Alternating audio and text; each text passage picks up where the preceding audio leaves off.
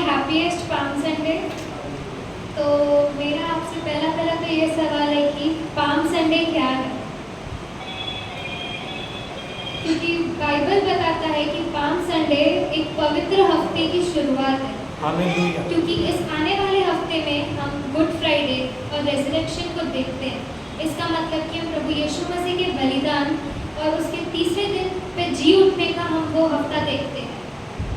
और इस हफ्ते में हम जय के उत्सव में जाते हैं, क्योंकि परमेश्वर भी आज के दिन से जय के उत्सव में गए। आमेन आमेन।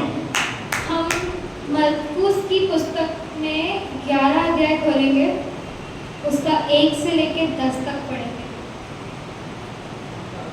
मरकुस 11 अध्याय उसका 1 से लेकर 10 तक। जब वे यरूशलेम के निकट जैतून पहाड़ पर बैतफगे और बैतनिय्याह के पास आए तो उसने अपने चेलों में से 2 को यह कहकर भेजा, सामने के गांव में जाओ और उसमें पहुंचते ही एक गधी का बच्चा जिस पर कभी कोई नहीं चढ़ा बंधा हुआ तुम्हें मिलेगा, उसे खोल लाओ। यदि तुम में से कोई पूछे यह क्यों करते हो तो कहना, प्रभु को इसका प्रयोजन है और वह शीघ्र उसे यहाँ भेज देगा।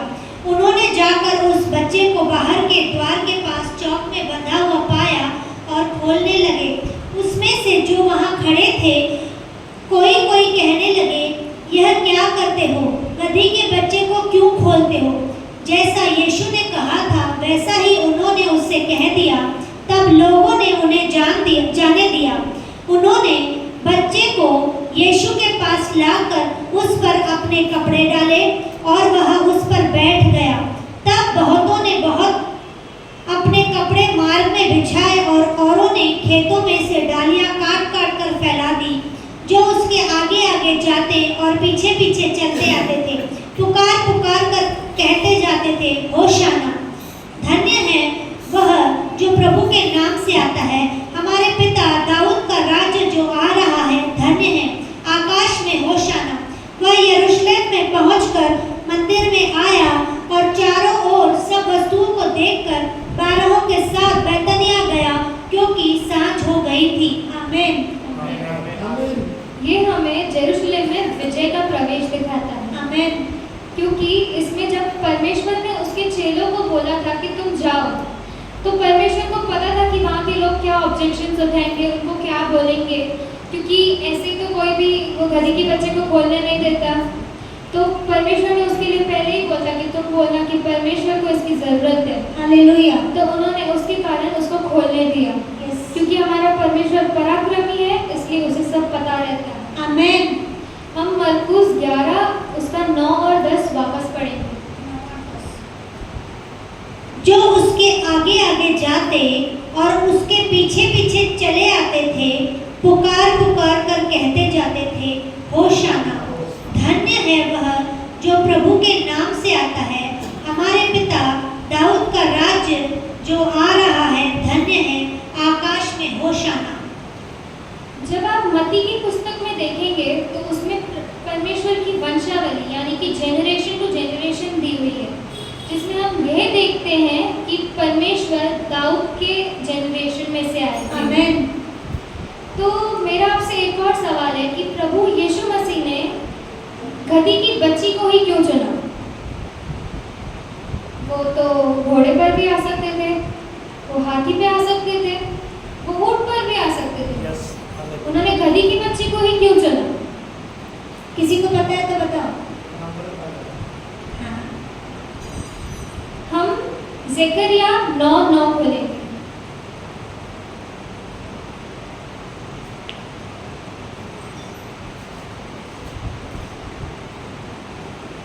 ज़करिया 9:9। हे सिय्योन, बहुत ही मग्न हो, हे यरूशलेम, जय जयकार कर, क्योंकि तेरा राजा तेरे पास आएगा। वह धर्मी और उद्धार पाया हुआ है, वह दीन है और गधे पर वरन गधी के बच्चे पर चढ़ा हुआ आएगा। आमीन। इसका प्रॉपर वर्जन इंग्लिश में दिया हुआ है, इंग्लिश में पढ़ेंगे।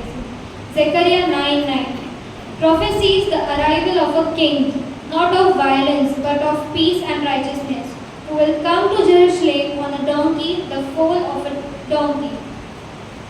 हम इस वचन में यह देखते हैं कि ज़करिया के द्वारा जो प्रोफेसी की गई थी कि जो जेरूशलेम का राजा वो गधी के बच्चे पर आएगा। क्यों? क्योंकि गधी का बच्चा नम्रता, हम्बलनेस और काइंडनेस को दिखाता है। हालेलुया। और उन्होंने हाथी, घोड़ा और ऊंट इसलिए नहीं इस्तेमाल किया क्योंकि ये सब युद्ध को दर्शाते हैं। हालेलुया। और गधी का बच्चा शांति, नम्रता को दिखाता है। हालेलुया। और परमेश्वर को युद्ध की शुरुआत नहीं करनी थी राजा बनके, उन्हें शांति की शुरुआत करनी थी। हालेलुया। और घोड़े, हाथी और ऊंट का इस्तेमाल युद्ध में अक्सर ज़्यादा होता है और गधी का इस्तेमाल डोमेस्टिक यूज़ के लिए ज़्यादा होता है। और गधी हमेशा अपने मालिक से वफादार रहती है और नम्र होती है। हालेलुया। इसीलिए प्रभु यीशु मसीह ने घोड़ी के बच्चे को चुना, गधी के बच्चे। गधी के बच्चे को चुना। हालेलुया। गधी को दूसरे जानवरों से बहुत नीचे वाला दर्जा दिया हुआ है। Yes, hallelujah. तो इसीलिए वचन भी कहता है कि अगर हमें परमेश्वर की सेवा करनी है तो हमें छोटे से शुरुआत करनी है। आमीन। हमें छोटा बनकर सेवा करनी है, जिसके अंदर परमेश्वर के फल दिखते हैं, नम्रता, हम्बलनेस और काइंडनेस। यही फल गधी में भी दिखते हैं। इसीलिए परमेश्वर ने गधी को चुना था। हालेलुया। सेवा करना बलिदान को दिखाता है। आमीन।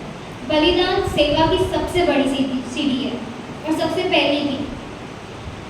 सेवा, अगर हम अपने आप को छोटा नहीं करेंगे या हम चीज़ें छोड़ेंगे नहीं, तब तक हम सेवा भी नहीं कर पाएंगे। तो इसीलिए बलिदान बहुत ज़रूरी है। यीशु मसीह भी स्वर्ग छोड़कर पृथ्वी पर हमारे लिए आए थे, उन्होंने भी बलिदान दिया। इसीलिए बलिदान अपने जीवन में बहुत ज़्यादा ज़रूरी है। आइए हम मत्ती 21 उसका 12 वचन पढ़ेंगे।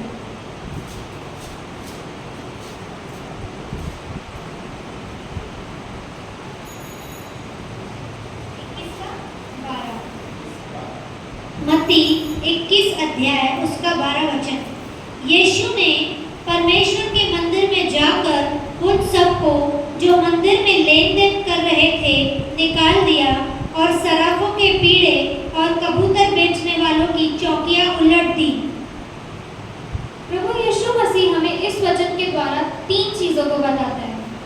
हम परमेश्वर का मंदिर है, हमें पवित्र रखा गया है और परमेश्वर के घर में सबको पवित्र किया गया है और परमेश्वर का घर भी पवित्र है। हालेलुया। और हमें किसी भी तरह की लेन देन तो नहीं करना है। और हम देखेंगे कि जैसे कि पहला कुरिन्थियों 3 उसका 16 और 17।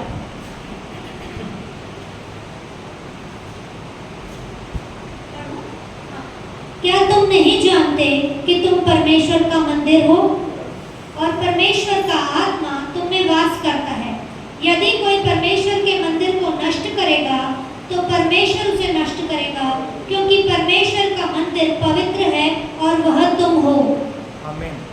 तो इसमें यह लिखा गया है कि हम परमेश्वर का मंदिर है और परमेश्वर का मंदिर हमारे अंदर वास करता है और हम पवित्र ठहराए गए हैं। आमीन। तो इसीलिए हम पवित्र हैं और परमेश्वर का मंदिर हमारे अंदर वास करता है, तो हमें कोई भी गलत चीज़ों में इन्वॉल्व नहीं होना है। इस वचन के द्वारा परमेश्वर आप सभी को बहुत ब्लेस करे। God bless you. आमीन।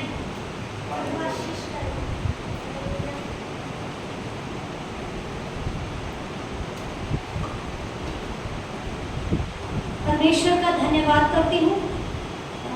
भले छोटा वचन था पर समझने वाला। मत्ती 21 अध्याय के 12 वचन में ये कहा गया कि हमें किसी भी बात की लेन देन नहीं करनी है। जब हम परमेश्वर के घर में आते हैं तो परमेश्वर के घर में परमेश्वर की बातों को लेन देन करें, क्योंकि अगर आप परमेश्वर की बातों को लेन देन करेंगे तो आपका जीवन आगे बढ़ता जाएगा। अगर आप परमेश्वर के घर में अलग अलग बातों को लेन देन करेंगे जो परमेश्वर के राज्य के विरुद्ध है, तो गड़बड़ियों को अपने जीवन में देखेंगे। हालेलुया। क्योंकि वचन में लिखा गया है कि मेरा घर प्रार्थना का घर कहलाता है। तो ये परमेश्वर का घर है और इस घर में वचन, संगति, प्रार्थना, उन सब चीजों की लेन देन होनी बहुत जरूरी है। अगर हम यहाँ पर व्यापार की बातों को लेकर आएंगे, पैसों की बातों को लेकर आएंगे, तो गड़बड़ियाँ हमारे जीवन में आएंगी और उन बातों के द्वारा हम गिरेंगे। तो हमें गिरना नहीं है, हमें उठना है। तो हमें उठने के लिए परमेश्वर की बातों का लेन देन करना है, वचन को लेन देन करना है, प्रार्थनाओं में बढ़ना है, संगति में बढ़ना है, परमेश्वर के राज्य को बढ़ाना है। क्योंकि ये परमेश्वर का पवित्र घर है और ये प्रार्थना का घर है। पहला कुरिन्थियों 3:16 और 17 में कहा गया कि तुम परमेश्वर के मंदिर हो, क्योंकि परमेश्वर का मंदिर पवित्र है। परमेश्वर का मंदिर ये घर तो है ही, उसके साथ साथ हम भी हैं। तो हमारे अंदर भी पवित्रता होनी जरूरी है। हमारे अंदर गड़बड़ी होगी तो परमेश्वर की आत्मा हमारे अंदर वास नहीं करेगी, वो दूर से ही चले जाएगी। जब आज मैं वचन को सुन रही थी तो परमेश्वर के दास ने कहा बहुत अच्छी बात कि अगर इस कुर्सी पर मैं बैठती हूँ और वहां पर और कोई बैठा है तो पवित्र आत्मा उसे ढकेलेगी नहीं, क्योंकि वो ऑलरेडी भरी हुई है और पवित्र आत्मा वहां पर उस कुर्सी को छोड़कर चले जाएगी। उसी तरह जो परमेश्वर का मंदिर है, जिसके लिए परमेश्वर ने अपनी जगह बनाई है, उसको वही जगह दो। अब पवित्रता से मंदिर को खराब मत करो। बुराई हमारे शरीर का हिस्सा नहीं है, व्यभिचार हमारे शरीर का हिस्सा नहीं है, नशा हमारे शरीर का हिस्सा नहीं है। हमारे शरीर का हिस्सा प्रार्थना है, आमीन। हमारे शरीर का हिस्सा वचन है, हमारे शरीर का हिस्सा परमेश्वर की संगति है। हालेलुया। जब हम इन बातों में बढ़ते हैं तो परमेश्वर का मंदिर पवित्र होता जाता है। आमीन। परमेश्वर इन बातों के द्वारा आपको बहुत ऐसे आशीष दे। हालेलुया। खुदावन आपको इन वचनों के द्वारा बहुत ऐसे ब्लेस करे, आपके जीवन में बढ़ोतरी, उन्नति, सक्सेस को लेकर आए। हालेलुया। अगर किसी के जीवन में परमेश्वर ने गवाही की